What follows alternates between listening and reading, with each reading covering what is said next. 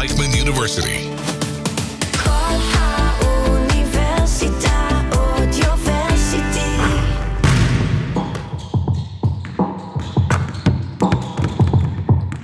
The Baseline. Stories from the court with Jonathan Rears and Meir Cohen. What's up, everyone? Welcome back to The Baseline. This is Season 2, Episode 17 with Willie Workman coming up in just a second. But I just wanted to say thank you for an amazing Season 2. We will be concluding Season 2 after this episode, and we are very excited for Season 3. Season 1 was a great learning experience for us. We really hit the ground running with Season 2 and had an awesome season. We've kept everybody updated on our Instagram, and we're looking to grow the page there. Check it out at thebaseline.podcast, and we're really looking forward to bringing in awesome guests in this third season. Thank you for being along with us for the ride, and we hope you love this week's episode. Welcome back to The Baseline, Season 2, Episode 17. We welcome Willie Workman to the pod. Thank you for being here. Thanks for having me. Excited. Glad it worked out. So we are glad as well. This is a true journeyman here in Israel, someone who has a lot of experience, played in a lot of places. We're excited to get started. Correct me if I'm wrong. I'm going to try to go through all the teams to start. We had the beginning in Hapoel Galil Elyon. Yep. Then we had Hapoel Tel Aviv to Maccabi Ashdod to Maccabi Haifa, Cholon, Hapoel Yerushalayim, Maccabi Ra'anana, Herzliya, now back to Hapoel Haifa. That's right. Okay, spot on. so good. I'm glad I This didn't is mess the that up. 12th season now. This is season number 12. Wow. Been very blessed, lucky to stay relatively healthy, and just, very grateful to still be playing the game I love, basically. I mean, that's my big, getting towards the end of my career, that's one of my big pillars these days is really just enjoying the time I have left and being grateful that, the lifelong dream came true and got to play basketball. So just, it's been a lot of years and hopefully a couple more. That's amazing. It's longevity is huge. Obviously playing in this league, you have all that experience, and we're excited to dive into it and talk about it. But we typically like to start kind of in a linear sense where you first started playing basketball. So we have a fellow Boston guy here, Mr. John Rears. Yeah. No, Brookline, we talked about it. Although I'm from the other side. I'm from Western Mass, or Bestern Mass, as we like to call it. Okay. Just a little bit. Such a corny thing to be a rivalry about. But, it's nice to have another Massachusetts guy in the cut. Asshole. Yeah, exactly. Big Pats fan, I'm sure. Bigger Celtics when fan. they're good. Yeah. Exactly. The C's, all that. Yeah. So you were born there. You played basketball there, I'm guessing, in your early life, and you played basketball at Amherst, D3. So tell us a little bit about that. I know that the progression of you playing there ultimately led to really exciting things in your senior year, and you had a lot of success. So maybe tell us a little bit about basketball in your family and if it was a big thing and how that propelled you to play, and then eventually choosing Amherst as your college. Yeah, so born and raised about 10, 15 minutes away from Amherst College in Northampton, Massachusetts. So I was very familiar with the school. But to start linearly, like you suggested, I just picked up a ball from a very, very young age. There's actually one of my senior year photo I used in the yearbook. It's like a 2-year-old or 3-year-old me dunking on the little Nerf hoop, the little plastic hoop, and that picture is meaningful to me because it's literally before I can remember. I was like a year old or 2 years old or whatever. So I like to say that I fell in love with the game literally before I can remember, longer ago than I can even remember. So it was just always my thing. I always visualized myself as a ball player. I remember going to, the local little bitty league at the YMCA at 7, 8. I had my little bag and my headphones on, thinking I was LeBron walking into the tunnel. Dude, everyone is here to see you play ball, dude. Just creating the story in my own mind, and just felt that way very organically and naturally from a young age. Played all the way through. Had a lot of health issues in high school, starting when I was about 15, 16-year-old, and ended up having a couple surgeries on both my hips. That was a very long process. That surgery, during that surgery, when the surgeon was in there, he saw some, shout out Dr. Bird in Nashville, Tennessee, changed my life. But he saw some irregularities with my cartilage, and because of that, I ended up being diagnosed with an autoimmune disease called ankylosing spondylitis, which I still take medicine for to this day. And that derailed my career, if you can call a 15-year-old kid trying to make the varsity team a career. So I didn't play any basketball for a couple of years. My junior, senior year of high school, I was just trying to get healthy, trying to have a quality of life. I mean, basketball was such an afterthought at that point. Just having the kind of quality of life of being mobile and trying to figure out if I'm going to go to college, what I want to study, like that type of vibe. Then I had the surgery finally after kind of like a couple years of trying to figure out what was going on with me, because I had these two things going on that were playing off each other but also confounding the symptoms and the situation. Got healthy after 2 years. This was after in the spring of my senior year of high school, and just kind of found my way back to a basketball court and caught a sweat and fell back in love with the game. Like immediately, I guess I never really fell out of love with it, just wasn't able to play. And with the support of my parents, they were able to ask around to some local prep schools, and I just wanted to take one more crack at hoops and being an athlete. So I ended up doing a year at Deerfield Academy, which is also in Massachusetts, a very prestigious, amazing school that we were just lucky to have a family connection to, that we could, like, who's going to take this guy, to play basketball that hasn't played since he was 15. And just, it was like a local guy that was kind of familiar with my story. And I was playing just like basically in some pickup game, and he stopped by to see like if I could still hoop, because they had one spot left. And Deerfield's not really a basketball school to begin with. It's actually a Laxboro community. Nice. So they were just like, yeah, we got this one slot if you want to come. So did that and played well, and really just recommitted to the game, and was able to parlay that into getting recruited by Amherst College. Dave Hickson, the legend, just actually this past summer was the first Division III coach to be inducted into the Naismith Hall of Fame. Oh, wow. So this is like, the highest level of basketball mind. And he brought me to Amherst, and that's how that transpired, and just saw something in me, and I really owe him a huge thanks and a lot of credit for my career. Well, it's a very inspiring story. Yeah, I wasn't ready for that. Dude, started to launch in. Yeah. It's like trauma dumping, No, that's what we want to hear. We want to hear the story. I just didn't know if like that had come up in.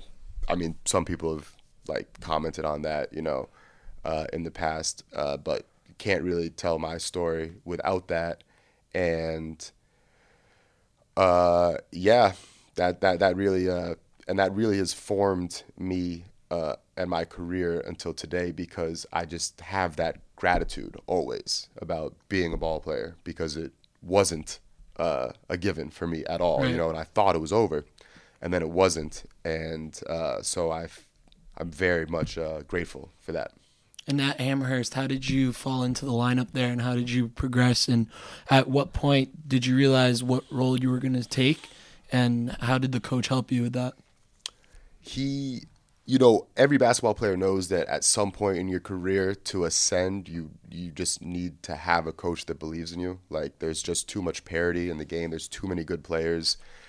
I certainly have some competency, but he brought me in, and I was playing like 20 minutes a game as a freshman for a Division III powerhouse, which is like you don't play a lot of young guys at that school. He historically hadn't, because it's just hard to be good enough to contribute when you're 18, and there's 22-year-old guys that have been a part of the system for so long, and he's such a good coach that he does develop his players, right? So after 4 years with Hicks, you're going to be a lot better, so it's hard to compete, but he saw something in me and pushed me even when I didn't come out of the gate like gangbusters, like my first game I probably had 2 or 3 points. Like, it wasn't like I came in and dropped 30 and was off to the races, but I think he saw the versatility and the competitiveness, and he is like that himself. Like, he's a deeply competitive person, and I think he saw that in me.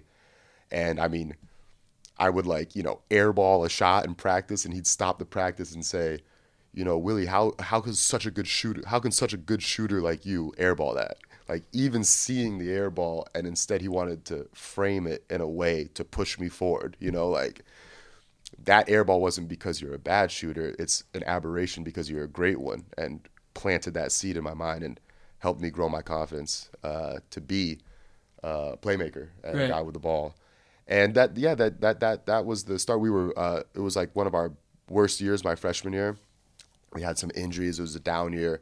Sophomore year, we rebounded. I think won our first. What year was that? The year that I think we won our first 22 games. Maybe I think we were 22-0 at one point, and faltered a little bit. Well, made it to the Elite Eight and ended up losing to Williams, which is our big rival. The next year, we took another step, won the NESCAC championship, made a deep run in the tournament, and then my senior year, everything clicked. We had some great players and started off a little shaky, but won our last 24 games and won the national championship my senior year. That's a run. And, they say all's well that ends well. And just to be able to go out on a high note like that, certainly propelled me forward in my professional career, because that was the moment where I really felt like a winner. Like, I can set my mind to something big and accomplish it. And to have a moment like that when you're 22, 23 years old is like a life. It's like a canon, life moment for me. So that was great. And like, obviously growing up 15 minutes away from Amherst College. So, on Sundays, all the boys are coming to my house for chicken wings. Mom's cooking. Like, the whole community supported me because everyone knew my family, and, just really like incubated me. And I'm very, very grateful for it. It's awesome. I'm sure like your parents also could come to games and stuff. Very close. Didn't miss one. We played one winter in Miami. Just like we went down there for like a week. Part of the privilege of going to an amazing school like Amherst, you have the resources. You can do things like over the winter break, go to Miami to play one game and practice at the University of Miami. And like, my folks came to that, you know what I mean? Like, they were everywhere. That's awesome. Virginia, Atlanta for the national championship game, of course. Just like they were coming and That's awesome. Bringing all their friends with them. I mean, it was just like it was a big thing for the family. And you spoke about versatility, so you're a very versatile player, as we've seen here playing in Israel. In college, when you got there and you not took off, but you didn't play basketball for 2-3 years, how did you come back? And where did you kind of like fit yourself in the starting five? Were you bringing up the ball? Were you playing more as a big? How did you fit in? Yeah, I started off as a six man. It's very interesting. Basketball has a very interesting reality to it, that you get to a higher level and your role changes if you want to continue, for a lot of guys, including me, if you want to keep ascending, right? Like, I was an All-American in college. At Deerfield, I scored 25 points a game and dribbled the ball up and shot a million threes. I mean, it's just, when you are like the best player on the team, that's what you do. When I got to Amherst, there was a lot of guys. There was a lot of talent, and including Aaron Toomey, who was a 2-time Division III National Player of the Year, not conference, National Player of the Year, and he was a year behind me.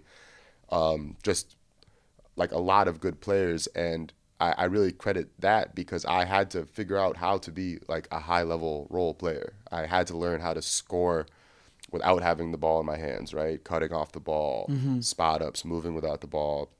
I recognized that not a lot of people want to guard and rebound and do the gritty stuff.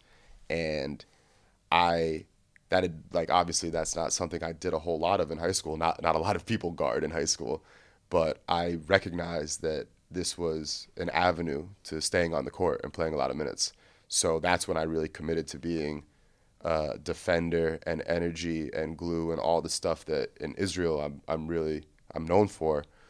Won the Defensive Player of the Year in the NESCAC in that conference as a junior, and just realized that was my ticket to get on the floor, stay on the floor, and win basketball games. And I really embraced it. And to this day, I just I like getting a stop more than I like getting a bucket. Like, it's fun for me to win that battle and prevent my opponent from scoring. Like I really relish that. So That's how you win games. that's how you win games. It's how you win championships. I mean, you got to score it too, right? Right. But yeah, there's something in my opinion that's really fundamental about playing defense that it really, you can, well, first of all, you can parlay it into offense really quickly, right? You get a steal, you go down the other side, you dunk it. But it's also how you win the mental and emotional battle, like against your opponent. Like some guys, if they're not scoring the ball, they're gonna pack it up. They're gonna quit. And if you can keep getting stops, like it's hard to.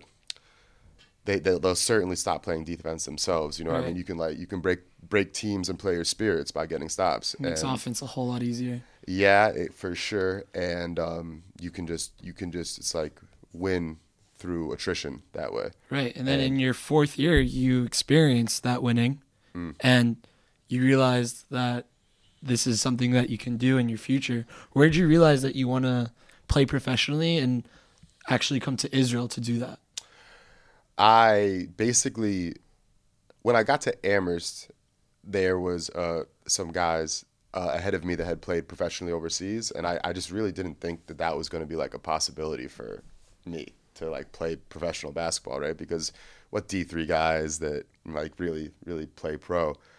But then when I saw that people had done it, I was like, that's what I want to do. By like my sophomore year, I was just kind of all eggs in that basket. I played well senior year. Dave Gassman, who is an American agent, saw me via some connections, believed in me, found out that I'm Jewish, and like when he found that out, it became he was like, yeah, we're going to focus on Israel. Like I had no idea that, that would be a factor in everything. Did you ever visit Israel before? I had never been to Israel before I came here to play. We have very deep roots here. Like my aunt is married to an Israeli man. My sister is married to an Israeli man. My grandmother like lived in Beersheba like from 1951 to 53 or something, like when she was very young, like when the country was very young, But I had never been personally, and had all the same uneducated views of what Israel was, being an ignorant American that had never been here, and I just couldn't have been more wrong. And when I got here, just fell in love with the place, and been 12 years, You said sophomore year you were already like committed to going overseas. What propelled you? What helped you, or even like what prepared you while you were in your sophomore year, junior year, senior year, like to get ready to go overseas? Or were you just focusing on ball? Like I'm trying to remember like what I was thinking about back then. I think I remember sophomore year realizing that like that it could be done, and I still probably it wasn't until it was like it felt back then, it still felt like a pipe dream, you know what I mean? Like it was like a goal, but I couldn't tell you that, like I knew that this was going to happen for sure. And just the winning later in my career at Amherst is what really made it possible. But no, dude, I was just I was a knucklehead, man. I was just trying to play ball, do as little schoolwork as I could to still get B's and be a decent student and talking to girls. Like that's all I was focused on. I was a 19-year-old knucklehead, So I wish I could tell you that I had like a grand plan. You're just like, I want to hoop for the rest of my life. I just want to hoop forever. And getting back to the passion and love for the game, like I would just go and do the extra work because it's what I wanted to do. Like it's still to this day. I worked out this morning, it's national team break. We have a few days off from practice. Everybody's relaxing, and so am I. But I just getting the work in because I love it. So when you first came to Israel, you mentioned you had a lot of people, that helped you get there and understood that you were Jewish and made it a reality. But you didn't just come here and play. You come here, and after a year, you had amazing success. So you come here at the beginning, you play for Galil Elyon, and that's kind of your first arrival at the Israeli game. And then you're there for a year, and then after that year, you're moving up a division and you're playing for Hapoel Tel Aviv. So, tell me a little bit about your first experiences when you're here and what made you so successful in the second league. Maybe it was the defense and the mindset that you were talking about that so quickly propelled you to start playing with the big boys. Yeah, it's very interesting, right? Coming from D3, like I was like a rare guy that was coming from Division 3, which is not the highest level, that like had played around guys that were as good, if not better, than me. So that was like a very advantageous it turned out to be, because then when I came over here, a lot of guys, they're coming from the States and they come over here and they've always been the man, and it's hard for them to fit into a team, and like learning how to play with guys that are better than you is like a skill. Like you have to figure out how to do that. And We could think of another guy from Hapoel Tel Aviv, so Mr. Pat Bev. Oh, right. Pat Bev, he's superstar, and That's exactly what you're talking about, though. And I want you to continue what you're saying, no, but it's I think all it's really important to say that, like, the talent here is at a super high level, and even guys who played in the NBA, they got to notice how to play their role, and people don't do that. Yep, for sure. Yeah, like it's interesting. Something I've always thought a lot about is that at least from my perspective, at some point you're gonna have to make a decision whether you want to continue being the man and play the game the way, maybe just the way you want to play it, or do you want to try and play at the highest level that you can? And a lot of people, like everyone, I believe has to, with very few exceptions, like without like not LeBron and Kobe and like that level of guy, but there are guys, even like EuroLeague guys, that are just incredibly talented players, but they want to play the game a certain way. And if they would accept a role, they might be leaguers, they might be playing in the NBA. And you can just go through every level, right? There are guys in the second division here in Israel that if they were able to adjust their game and play a little different, they'd be first league guys, but they want to play a certain way. And I can understand them. I've Right. gone through stretches of my own career where that's what I wanted and made decisions in the summer to try and play the game a certain way, to expand my game, to harvest those skills. But I think a lot of people hold themselves back because they aren't willing to conform. And it's a tough balance, right? Because like the great players, they have a level of stubbornness to them, right? Like they're I'm here, I do what I do, and y'all can conform to me. And I understand that mindset, but it can also hinder you if you don't use it the right way. 1,000%.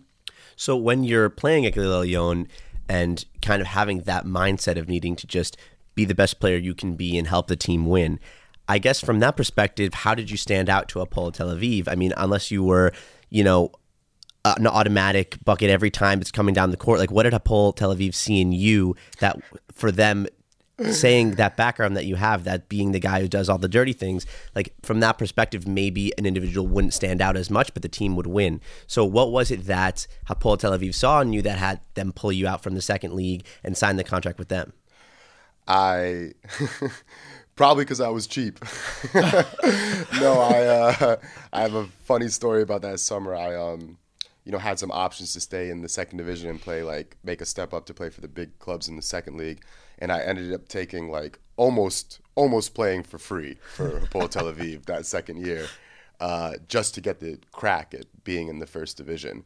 So it was definitely me recruiting them or wooing them more so than them like seeing me and picking me out. Like, I told my agent, like I just want the shot, you know what I mean?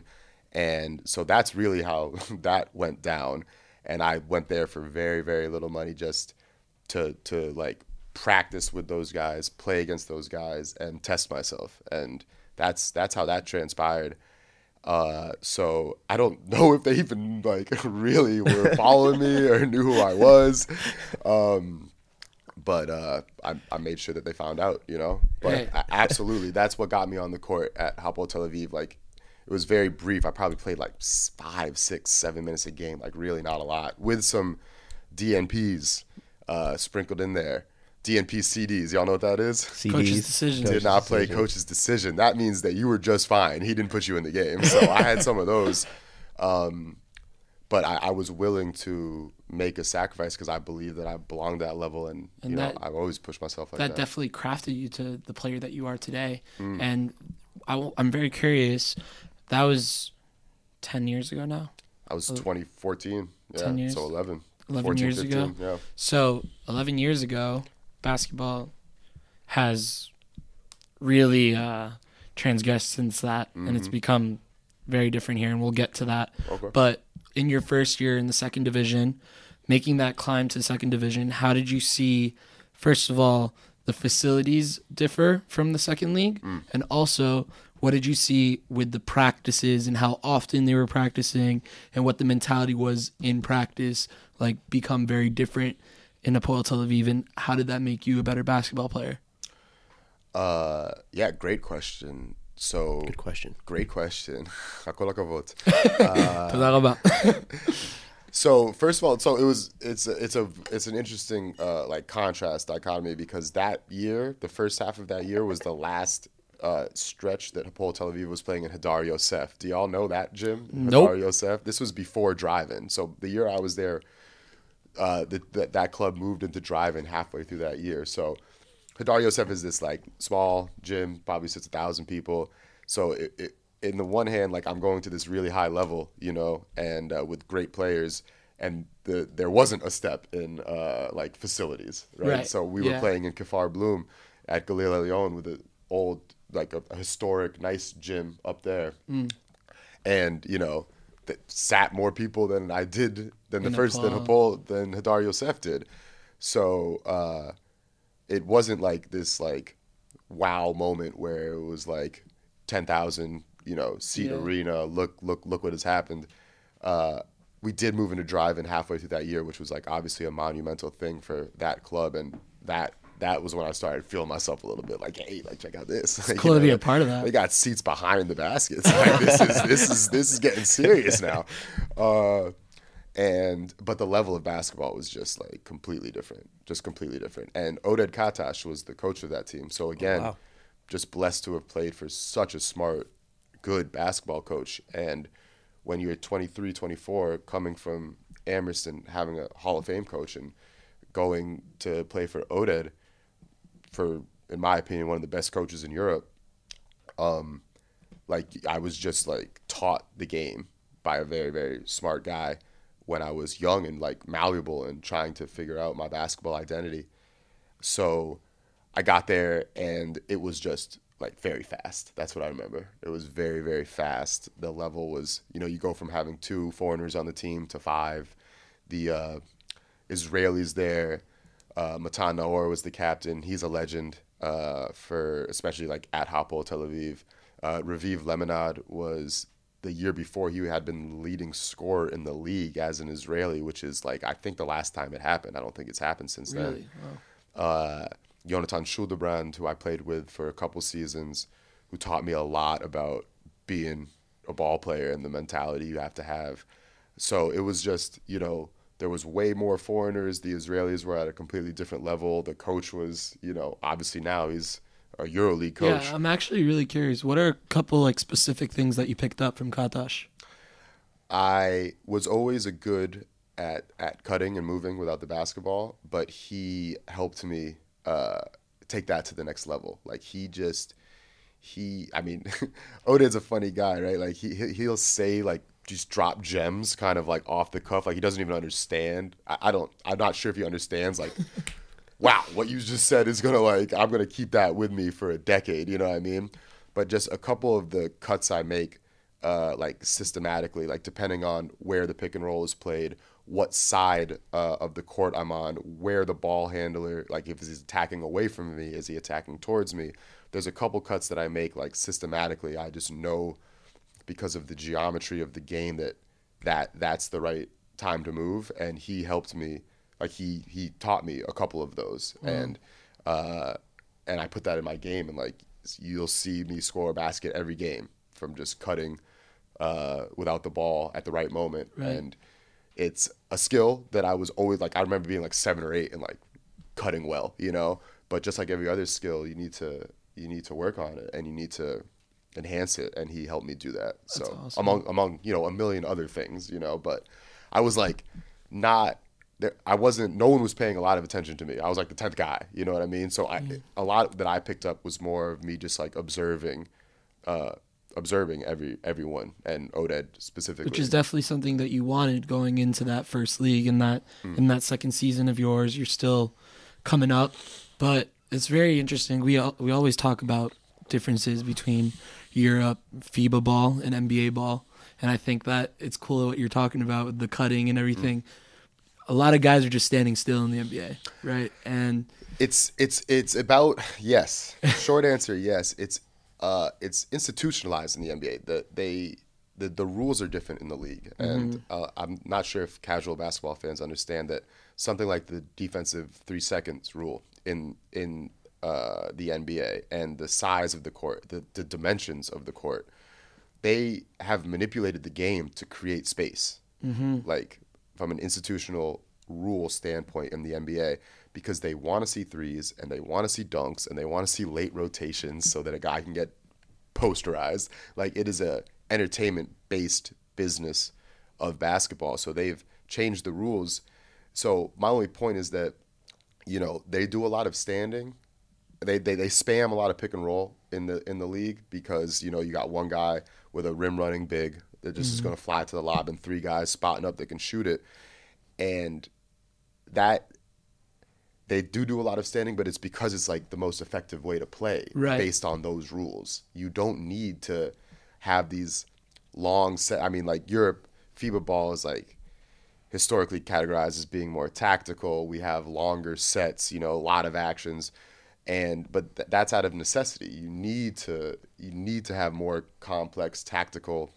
right, because you have a big right there in the middle. There's somebody clogging up the paint all the time, and the freedom of movement, they allow a lot more hand checking and more physical play overseas. So like, you can't just isolate. Like, it's too loaded, so you have to have these long sets. So we just went to a Herzliya game last night. We were talking about how it would be very interesting to see a like Herzliya, Maccabi Tel Aviv, whatever, a winter league game on an NBA court.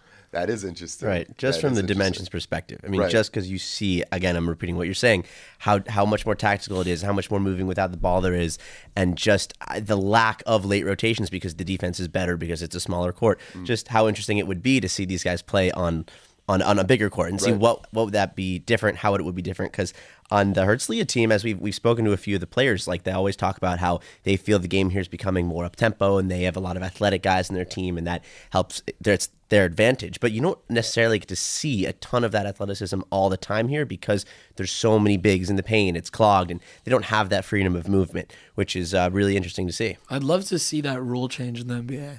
Get rid of defensive 3 seconds. To get rid of it? That'd be crazy. It won't happen, man. They want to see points. It's they a want business. to sell hot dogs. Dude. Yeah, exactly. They want people there. It is interesting. I do love like watching like the Olympics and the World Cup because you see these NBA guys like, and especially Team USA playing USA France FIBA rules. You best know what game I mean? I ever watched. Right. I'd be interested to see like how the like international teams would play with NBA rules, right? Because you do see Team USA guys that have spent their whole career in the NBA playing by FIBA rules. You don't ever see like Herzliya playing NBA rules, But it changes the game. It just changes the game, like on purpose. 1000%. Absolutely. So continuing your career story, going from Hapoel Tel Aviv, and then you played at Maccabi Ashdod.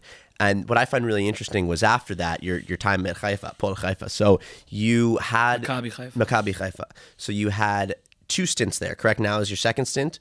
Yes. Yeah. Well, now I'm in Hapoel Haifa. Haifa. It was Maccabi Haifa the first go around. Now it's Hapoel. Were they in the first league then? Maccabi Haifa? Maccabi Haifa. I came. They were in the first league my first year. We did great. We finished 8th place that year, but we made a deep run in the playoffs. Made it to the finals. Freddie Bordelon was with you. No, that was the following year. That was the following year. Okay, yeah. The first of the 3 times me and Freddie have been together. That year we did great. We made it to the finals. We lost a tough game to Jerusalem. We beat Maccabi at Maccabi. Nice. It's a big one. In the semifinals, that was back when it was a Final Four format, so it was just one game. Beat them by 20. That was the year I was playing with John DiBartolomeo, who's one of my closest friends in the world. Another D3 guy. Another D3 guy. Yeah, the D3 guy. The D3 guy. And he was the MVP of the league that year. That's what parlayed him into the Maccabi job that he's been there for 10 years or whatever. So that was a great season. The next year was not a great season. We got relegated to the 2nd division. We finished dead last. Decided to stay with the team in the 2nd league and try and bring them back up. which we did. We were able to get that done in the first year. Sorry to interrupt, No, but go is the Maccabi Haifa, when you got relegated, is that your first time going back to the second league after the first league? Yeah, so yeah, that's right. I had offers to stay in the first league, but I wanted to, I felt responsible and wanted to stay, and ended up having a great year. We won the championship. What was it like playing in the second league again? It was. Did you feel It's it's like we talk about your role changes. You know what I mean? Your role changes, and the things that you have to do change. You have to be more aggressive with the basketball, more offensive minded when you, just like the inverse, like you ascend, right? And you learn how to be the glue guy. You descend and you have to relearn how to be the main guy. Like it's a give and take when you jump levels, which I've done a lot of times. Second league, first league, Balkan League, FIBA Euro Cup, Champions League. Like I've played in a lot of different levels, so you have to kind of fit. And coming down to the second league again, did you feel that you had those things that you learned in the first league, and now in second league things became easier for you? Absolutely. I mean, you take all your experience with you, and just trying to like reclaim some of the offensive qualities that I grew up with and mix that with the other stuff that I had developed as a pro. And that was a great year, had a lot of success personally, obviously won the championship. It was amazing. Still some of my best friends in the world were on that team. But it was also like a very unique situation, right? Because like kind of to call back to your question about moving levels and the facilities and what it felt like. So like I'm playing for the same club in the same gym, in the same locker room. Everything is the same except we're in the second league now. So like there's a weird level of familiarity, but everything is also different at the same time. And just trying to like retain the confidence and swagger of being a top league guy playing at a different level. Are the second league refs somehow worse than the first league refs? Y'all trying to get me stuck up, huh? They're going to clip this out and show it in the ref room before the next game. Of course, like the second league refs are second league refs. The second league players are second league players. The second league coaches, like everybody's better in the first league. That's why I'm in the first league for the most part. Obviously, there are some exceptions and circumstances, but it's never the refs' fault. Like, that's true. And I certainly have done my fair share of griping in practice, in games, talking to the refs, feeling like, it really is crazy because I'll be in the game and feel like they really did me dirty. And then I watch the film, I'm like, nope, no, it wasn't a foul. He was right, it wasn't a foul. And like in the heat of the moment, you really do believe it was. And obviously sometimes they miss them, but, if a bad call goes against you, like every basketball player knows that that doesn't decide the game. If you let it rattle you, that decides the game. They're reffing both ways most of the time. If there's going to be a bad call on your end, they're making those same calls for the other team. It usually comes out in the wash, and even if it's not 50-50, even if it's 60-40, like the way you respond to it is 1,000%. so much more influential than like the 4 points that might have swung because of a bad call. And in Maccabi Haifa, you guys got relegated. How many of those guys stayed on the team? Do you know around? Yes, it was just me. It was just you. It was me and two young guys. Well, two young guys. Daniel Kuperberg and Roman Sorkin. Oh wow! So Sorkin was on the team. He came to us when I was in the year we got relegated. He came like straight from Oregon after their season ended. So How old is he? Roe back then? Yeah. He like literally 17, came his senior 18. year of college. Like the season ended and he came, so he was probably 21, like Okay. 22. Yeah. This is in 2018. So Right. I mean, we can do the math. That's So 7 you years were ago. talking about how you're familiar with the gym, Yep. same facility, same everything, but now you're playing in the second league.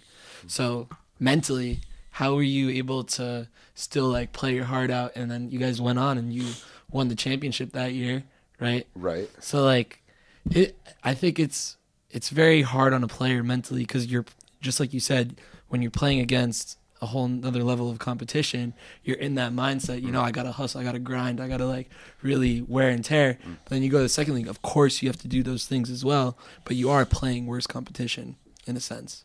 True. I mean, it's so much of the game as so much of life is about perspective. Like you can choose your perspective on it. So there's one way you can say, I'm in the second league, this is kind of whack, I shouldn't be here, this, that, and the third. Or like the mindset I took was like, all right, so I'm gonna eat, I'm gonna go kill everybody and just be the best player, and prove that I'm better than the competition. And everybody can say that if they're a first league guy that like they go to second league and kill. It's not that easy, bro. Like there's still good players and you still got to do it, So I went down like with the mindset of we're winning the championship this year and I'm going to just try and dominate, and I think dominate's too strong of a word you were also on a revenge tour kind of to come back into the absolutely.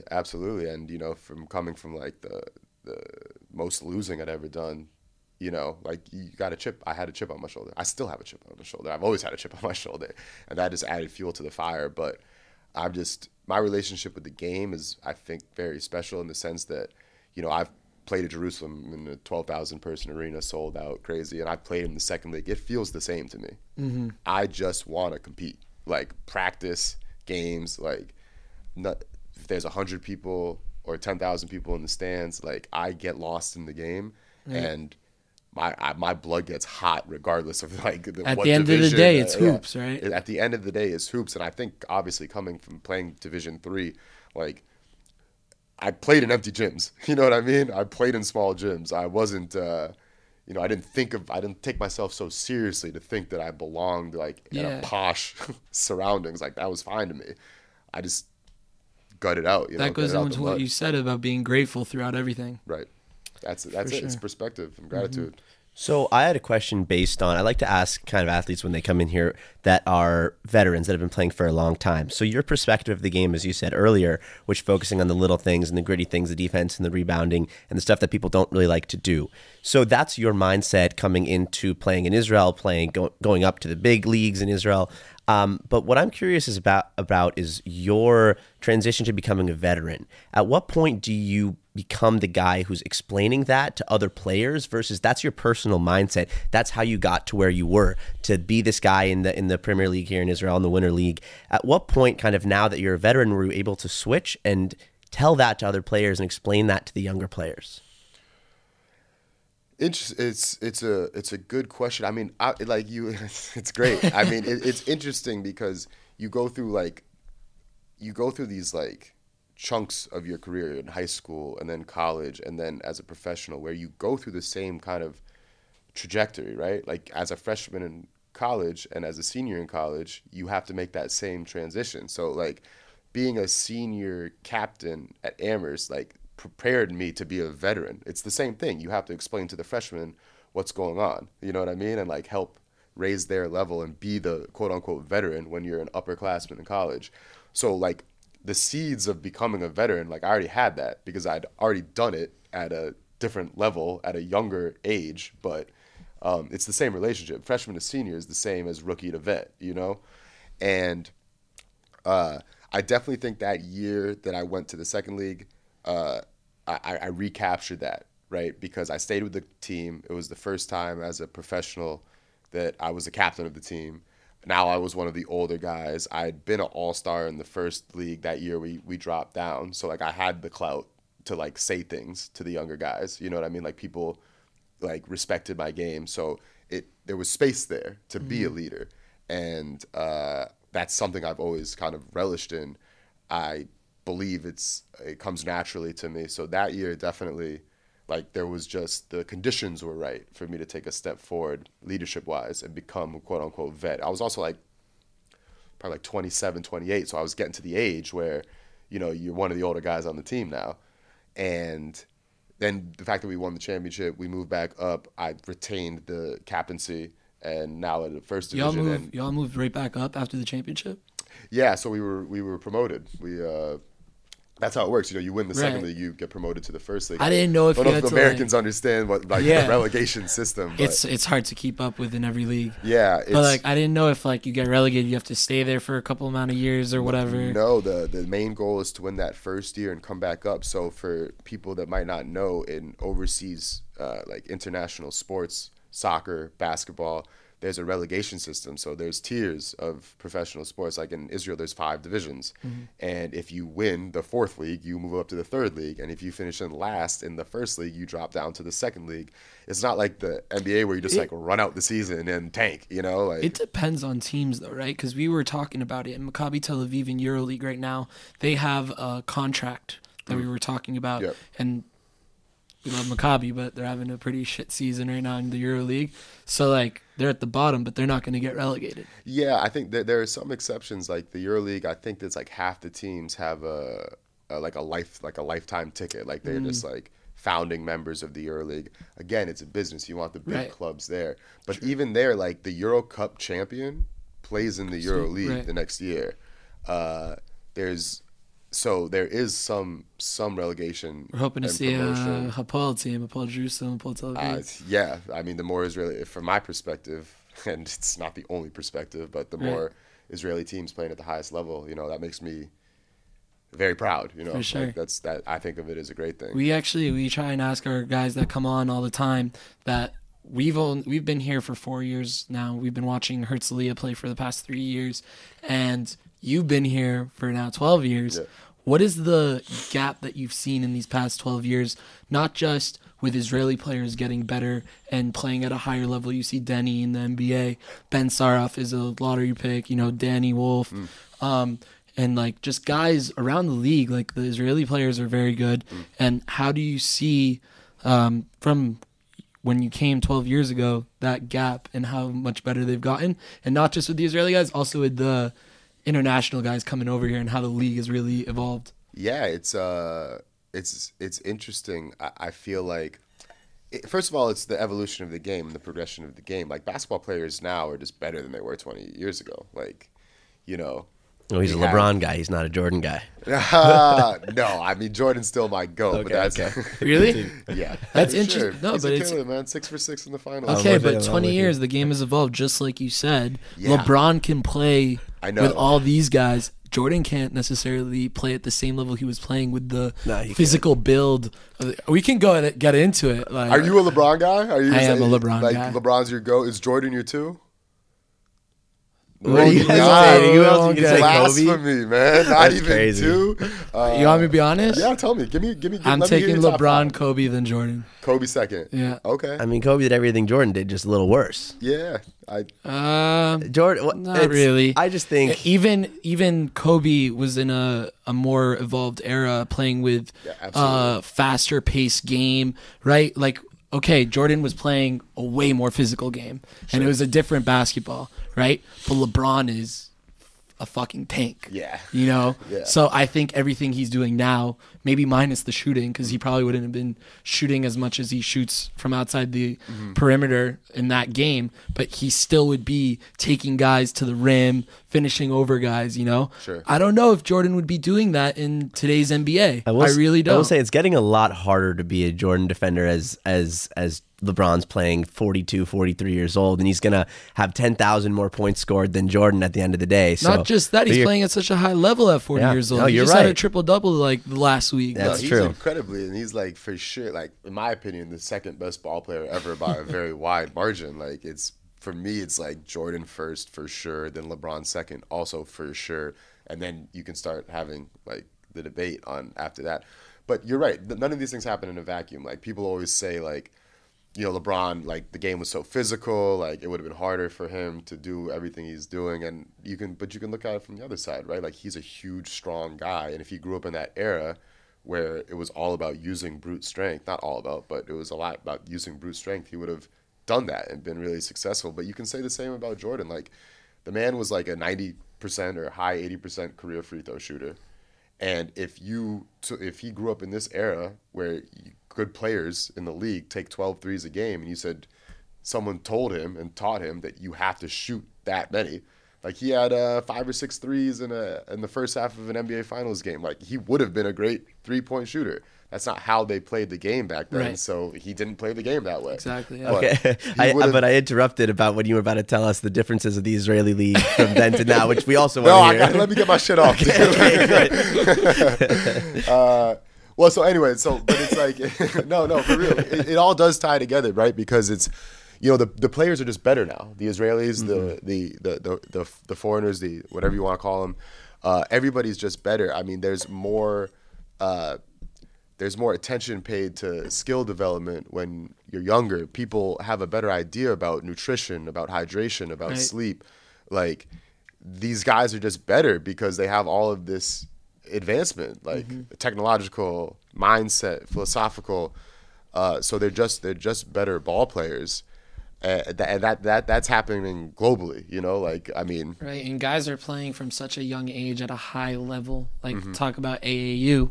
AAU wasn't as big in that era, right? And now kids are playing AAU from 5th grade. I see mixes of like 7th graders cooking on my Instagram. Yeah. No, there's like some crazy 13-year-old highlights too. Right. But AAU is killing the game in the States a little bit, in my opinion. I mean, they play so much. They play like 7 games in a weekend, you know what I mean? And it's very like not structured. Guys are taking naps at tournaments. Yeah, they're just hooping. And I mean, we did that too, like, eating the chicken nuggets from McDonald's between games and everything. But I think that the right mix is somewhere in between the international game and the American game. Like in America, you're always playing, you're never practicing, you're never really learning the game, you're just hooping. And over here, you play 1 game a week. I don't think that's enough, for development. I think that it should be something in the middle.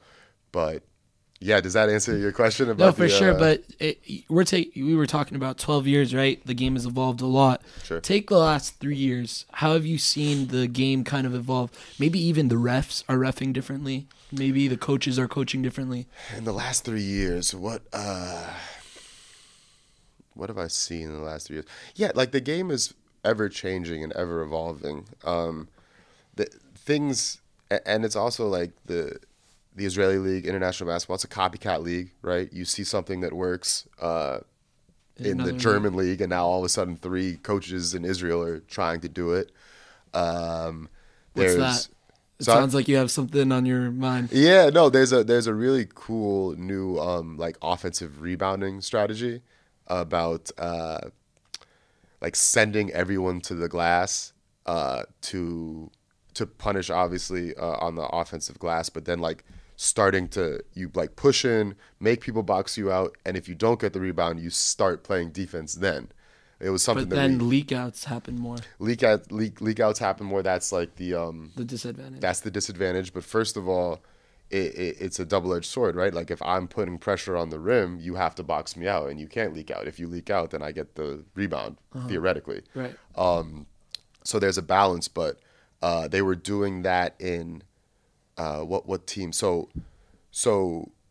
PSG, the Paris Basketball Club, that is now in the EuroLeague, won the Euro Cup last year, and the year before that, I think it was Ulm. It was a German team that had the same core. It was the same coach and the same 6 or 7 guys won the BCL, the Champions League, there in Germany. They all went to Paris, won the Euro Cup there, and now they're in the EuroLeague. Like TJ Shorts is like just cooking.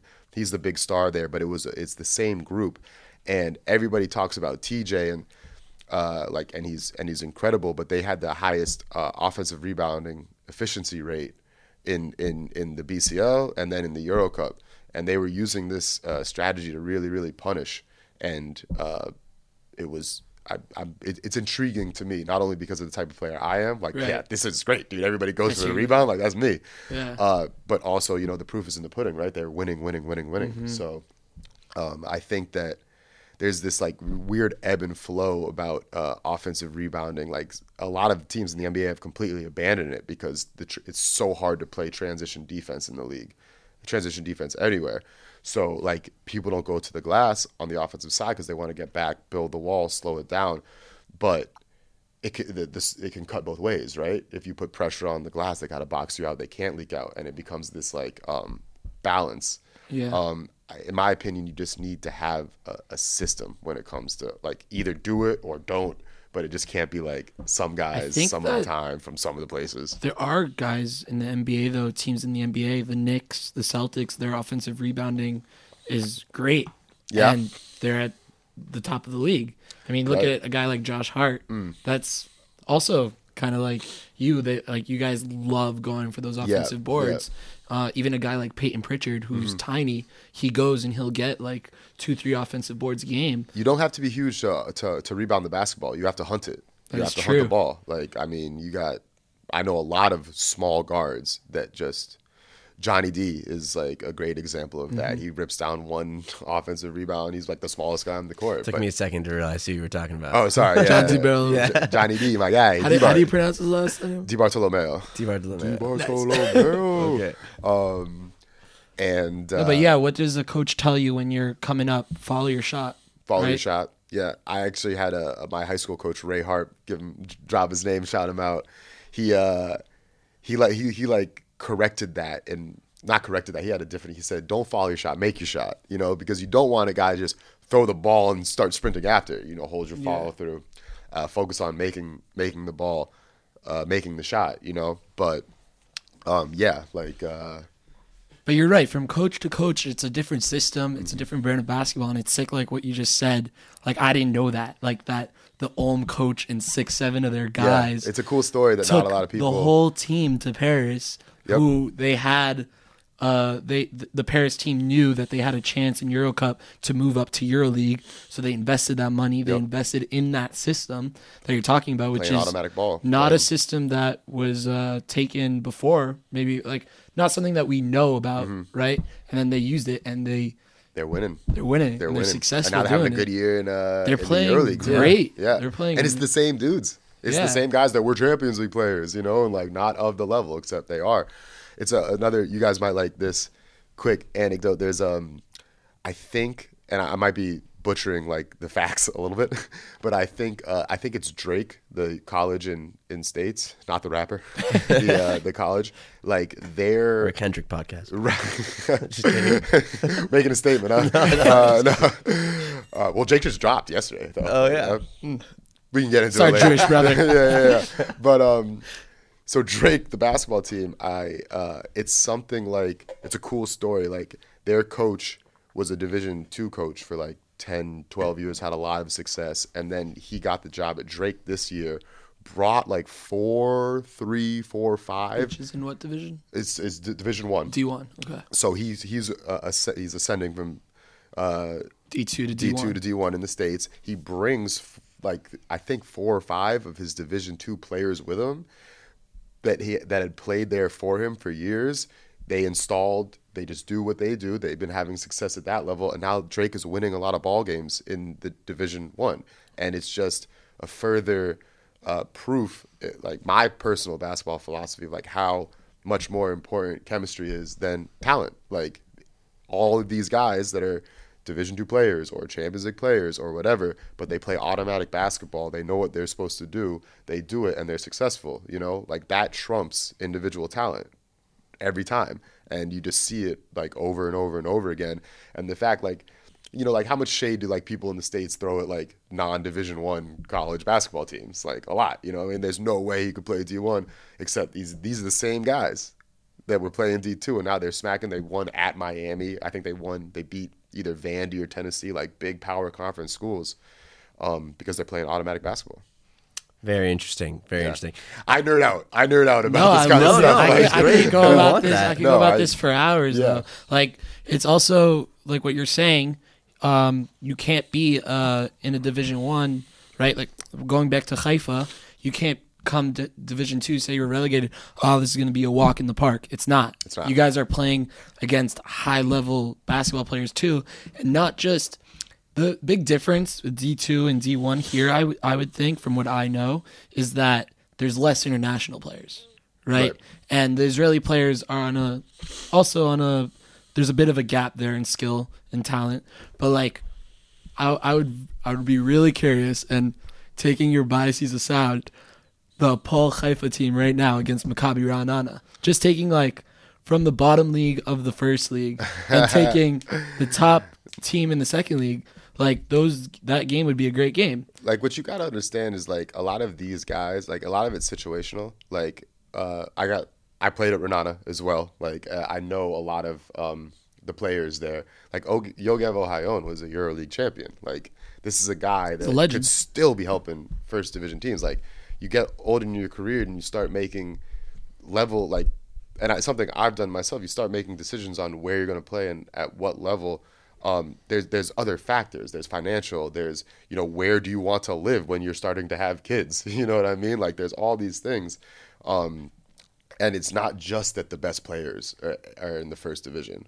There's a lot of guys playing in the second league that absolutely could be playing and helping and playing in front of first division guys. They're making their decisions for their own reasons. I mean, just to go down the list, it's like Shukman over there, a Brandon good friend Bowman. of mine. And Shuki was like, an all-star in the first division at one point. Bowman, another guy I played with a couple of times. He's That was in Haifa, right? in Haifa. There's a legend. You think I'm a vet. My man is 41 years old and getting to it too, bro. Like getting 15 He and plays 8 every hard. game. And he's just, dude, this guy works out like a maniac. Like I work out hard. My man works out hard. He's dunking.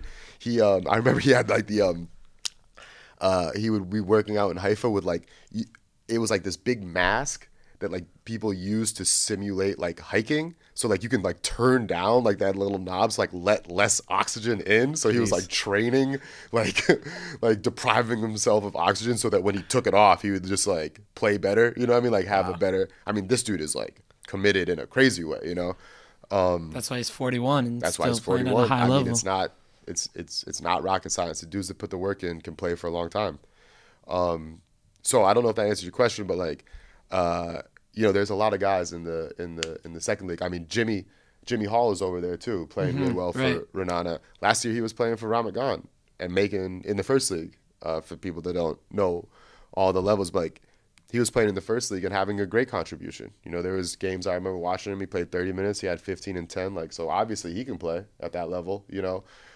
So it's just not always as simple as like the best guys are in the first league and everybody else in the second league. Right, and it's awesome to see, like we were just talking about, like 12 years you've been here.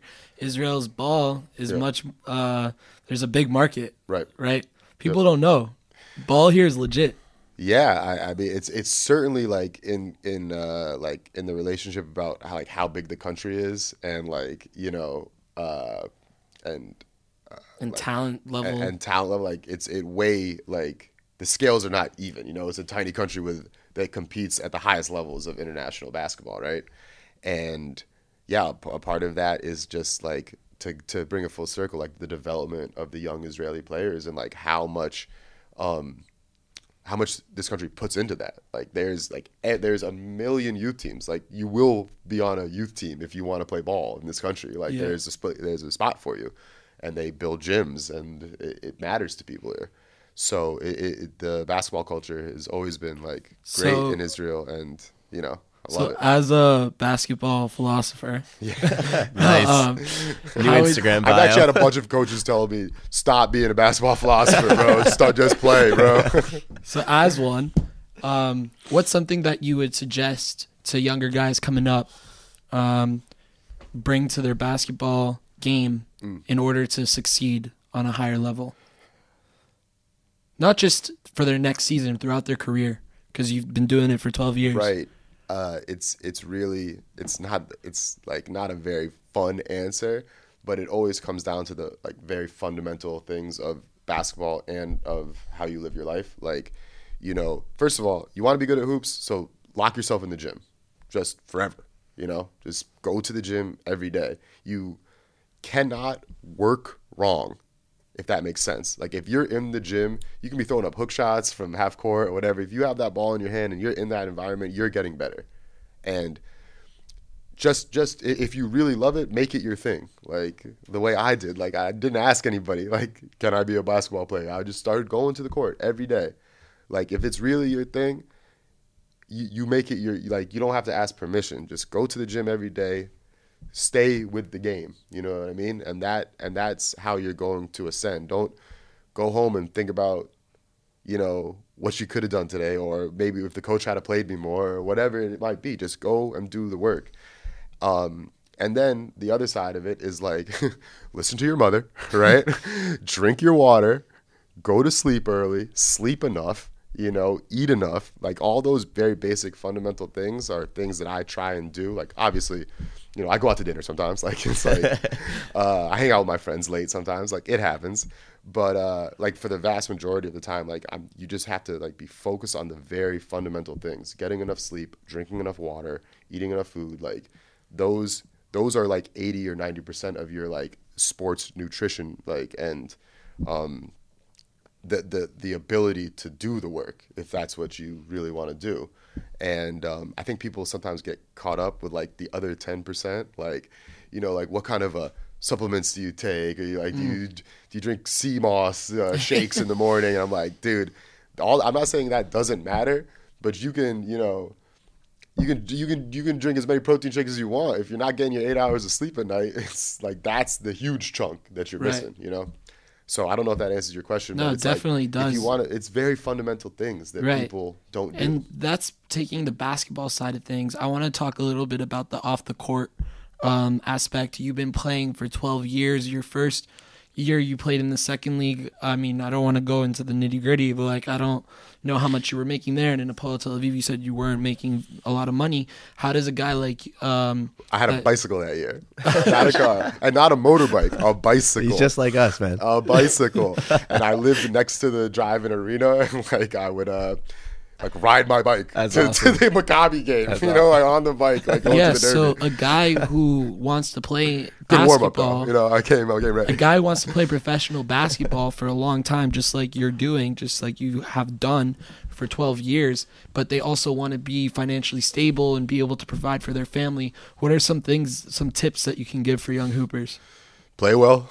It's a good one. Play well. You want to make no. It's like I'm half joking, but like you want all the other things that come with being a good player.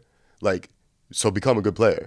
Put the work in to be a good ball player, and everything else comes with that. What I will say that something I learned the hard way, and I'm still relearning again and again, is that when you focus on the work, the other things come, right? Like you're going to get your contract if you're good enough. Like if you focus on the other things, the life, the glamour, the money, all that stuff, if that's what your focus is, your game will deteriorate and you'll lose those things. If you focus on the game, the other stuff will happen to you, So it's hard not to get caught up, especially like when you have a family and you're trying to provide, right? Mm-hmm. Like to like not get caught up with, am I going to have a good contract next year? Like, what's the situation going to be for me? But just be where your feet are and do the work, and then the other things will take care of themselves.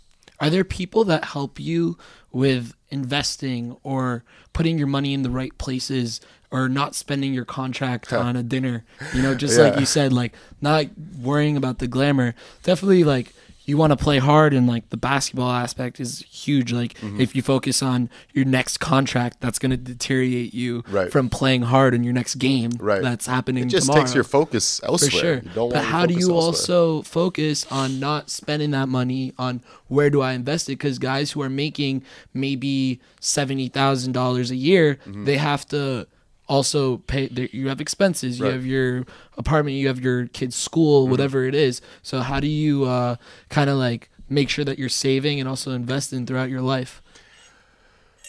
First of all, educate yourself, or get educated financially, right? Like I have a financial advisor, shout out Rob Osberg Associates, my guy that like taught me what you're supposed to do. You know what I mean? Like, does any team or any agent or anyone basketball related help you with that and give you these connections? These connections are like through my family and my hometown. I'm sure at some levels, like I'm sure, especially now with NIL stuff in college, like I'm sure like people are providing younger people with this information. That doesn't really happen in the Israeli league, like in terms of like that type of guidance. So you seek it, right? If you want to be educated, seek it. And listen to the professionals, man. Like I don't invest in crypto that I have no idea about if it's gonna go to the moon or tank. Like I just know how hard it is to be really, really good at one thing. Like I've dedicated my life to just being pretty good at this one thing.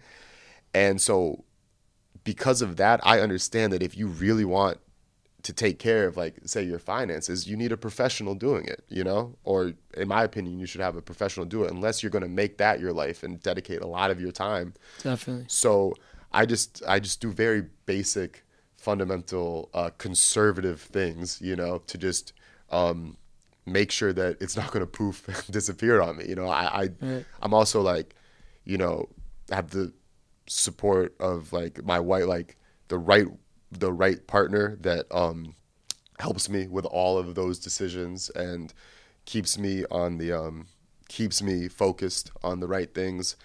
And also I have the gift, I guess, or the luxury of, like, I don't need to be like a rich dude. You know what I mean? I like very simple things, you know, and I like my work. My work is my favorite thing, you know? So I don't own a Gucci t-shirt, you know what I mean? Like, that's not me.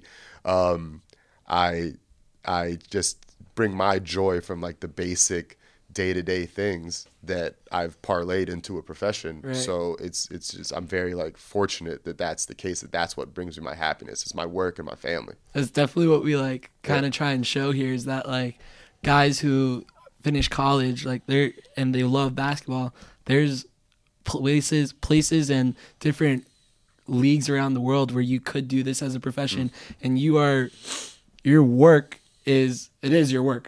But, like, it's the most most of my friends thing. and family would put it in quotes as well. They're like, Willie, when are you getting a real job? I'm like, hopefully never, my guy. No, but it's sick. I mean, you're doing what you love the most Right. as your profession, and that's a huge gift, and we love to see it. But another off the court thing, I'm really curious, because you're a veteran here in Israel, not just a vet. Sure. You've been around, so I'm curious, like, guys who are international who come here, and just to get a little bit into it, like, we had October 7th happen, and Sure. we had things that aren't so easy, and these guys coming from wherever, but mostly from America, they have this media, like, fed to them.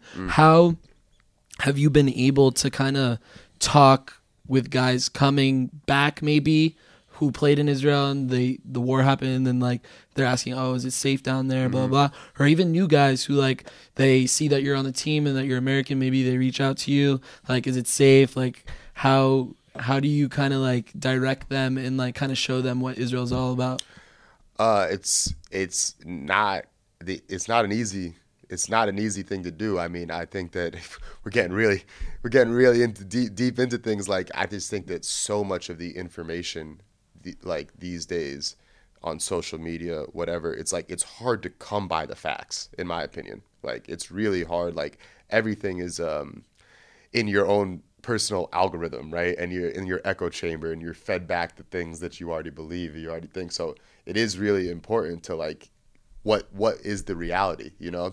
And so I just try to be as honest as I can, you know, with guys. I'm always, like, because I'm a vet and I know so many people, I'm always the guy that, like, you know, somebody knows somebody, so call Willie. You know what I mean? Like, ask Willie about it. You know what I mean? So I do a lot of that, and I just try to give everybody the most honest, upfront answer. It is, like, it hasn't been easy to bring guys here the last 2 years, basically, since October 7th. I mean, this is always the case in Israel. You see a lot of guys that played in Israel play for another team in Israel, stay in Israel. I'm talking about foreigners. Right. Because this place is so intoxicating, and once you, like, come here, like, a lot of people love it, you know? Yeah, for sure. It's, like, especially English, Americanized, all that, you know what I mean? Yeah, I mean, take a guy like Jalen Adams. He's been playing here for 4 years. Like, Yep. he doesn't have something that works out on another team. He's choosing to stay here in Israel. There's a lot. Yeah, He's just that's one my guy. of I played with him at Jerusalem. Oh, So, for yeah, real? Jalen, It's another Boston guy. another Roxbury, baby. Stand Roxbury, up. Yeah, and he, like, the UConn guy that, like, you know. So I've known Jalen. I knew about him, right, before I knew him. Right. You know. Yeah. But yeah, I'm not sure if that answers your question, but just, like, you know, trying to explain to people that, like, what you see on your phone might not be, like, in all facets of life. There's more, you know, with, like, the ownership changes at a couple of the big clubs, there's more resources in Israeli basketball than ever before. Like, contracts are higher than they've ever been. I think we're still seeing that, like, that the advancement, and, you know, if there's a second team in the Israeli team in the EuroLeague, or a third, who knows? And multiple Euro Cup teams, multiple Champions League teams. When I first got here, Maccabi played in the EuroLeague, and maybe Jerusalem played in the Euro Cup, and that was it. That you was know what I it. mean? And now it's You got wanna 6 teams in European You want to finish top competition. 6 in the league because you got a ticket to a European competition. Is that how it works? I don't quote me. Okay. I don't. I think that there's something about if you finish in that top 6 bracket, you automatically are Go to one of eligible them. to go, to one of the levels. And then I think that you can also we've had years where there was 8 or 9 Israeli teams either wow. in the FIBA Europe Cup or the Balkan League. But so I think we are seeing the growth in the league. For sure. It's amazing. Absolutely. I mean, this has been a pleasure for us to have you here. I mean, you're a natural. I'll just say that. And it was a great interview. We covered all kinds of good things. This is but awesome. Thank you. We Thanks could for just having me. sit here talk ball for the next few hours. That's what I do, man. That's what I do. I Thank love you it. very much, and best of luck for the rest of the season, and best of luck with everything, man. Yes, Great. sir. Thank you.